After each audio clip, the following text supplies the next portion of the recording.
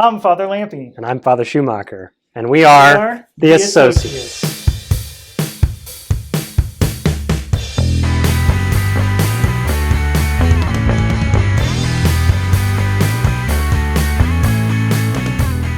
We have more questions to answer for you.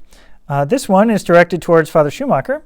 Where did Father Schumacher learn to say the Latin Mass? I had heard that it was no longer taught in seminaries. Isn't it schismatic to say the Latin Mass? Oh, wow. I'm going to presume that that's probably not a serious charge being thrown at me. But it is, I think, a question that some people have, especially because the old Latin Mass has become a little bit more common in the last decade, say. So just to kind of set the context, for people who may not realize that there are currently two permissible uses of the Roman Rite, right? Two altar missals, books that we would use to say the prayers of the Mass. The one most people are familiar with is what's called the Novus Ordo Missae, or the New Order of Mass, which by its very name indicates that there was something that came before it, which is now called the extraordinary form, or the traditional Latin Mass. So the Mass is the Mass, and it was offered according to different prayers. It's offered by different rites of the church: the Byzantine rite, the Coptic rite, the Chaldean rite, the Maronite rite. All have very different kind of formularies of how they offer the divine worship. The Latin Church, centered on Rome and on Peter, which spread kind of to Western Europe, and then because of missionary work through Africa and the New World and India and different places, uses a Latin formulary, right? And it came probably from the Latin Church in Rome, from ancient days. And it was developed over time with the addition of different prayers and kind of different formularies. In the Second Vatican Council, there was a call, which had been building for some time, of a renewal of sacred worship, right? Maybe you've heard of this idea that we want people to actively participate in the Mass, right? That phrase, actual participation by act, not just by receptivity, right? Not just by allowing the worship to happen up there while I'm just happen to be here, right? Was first expressed in writing at the Second Vatican Council, but it expressed something that the popes and bishops and theologians and saints had been proposing for some time. And obviously, the point of the church's worship is to obviously be an active work of all the people. So there was a call to renew those texts of the Mass, which resulted in the promulgation of a new missal, a new order of Mass, which went along with allowing the Mass to be done in English or in the vernacular in different countries. And there was an impression that because this new missal had been promulgated, that the old was forbidden. Practically, almost no one was still using the missal as it had been up until 1969 at the time at this time.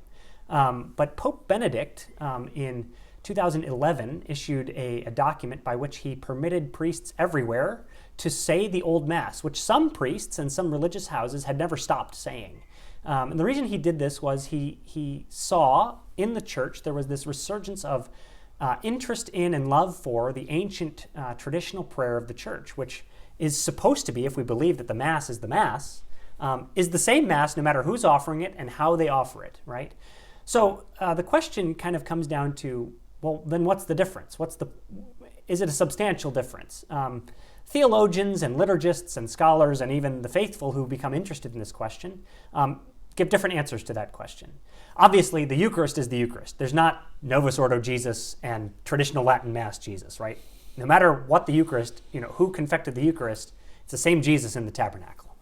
So we don't need to be worried about that kind of question. But there are legitimate questions about the propriety of different liturgical works and different liturgical actions. So to get back to the question, where did I learn how to do this? I learned from other seminarians and from other priests while I was in seminary.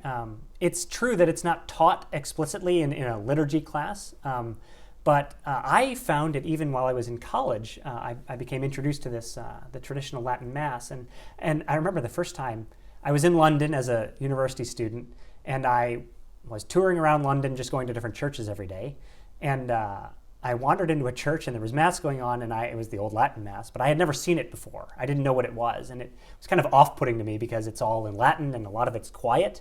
I didn't really know what was going on. So that experience, I think some people have had of being a little off-put when they first encountered the Latin Mass. But over time, I became attracted to it. Really came to love that the old liturgy and ritual that was there. Very rich prayers. And so it's certainly not schismatic. I mean, it was a pope, Pope Benedict, who permitted this for any priest to say the Mass according to the old formulary. There's a certain tinge of that, though, because there are people who used it because it seemed like in the 1970s that the church had forbidden this old missal, which they were very much in love with and loved the ritual of the church. And so they thought of it as there were some groups that thought of it as a sign that, these people aren't true authorities to rule in the church if they're going to prevent us from using this old missal, even to the point of saying that maybe Pope Paul VI was not the Pope.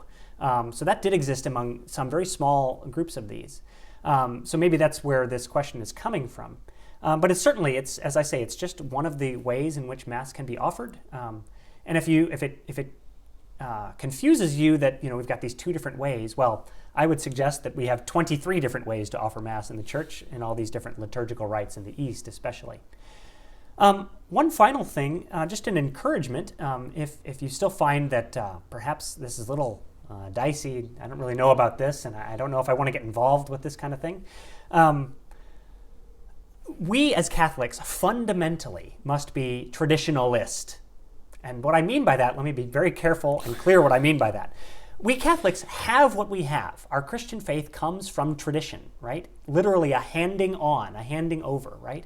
We know Christ not by personal experience or by personal encounter, but because someone else introduced him to us. Someone else baptized us. Someone else taught us the faith. And they learned the faith from people who did the same for them, all the way back down to the apostles. So our faith is fundamentally traditional. If we don't have what we've been given, we have nothing. And so this also extends to our sacred worship.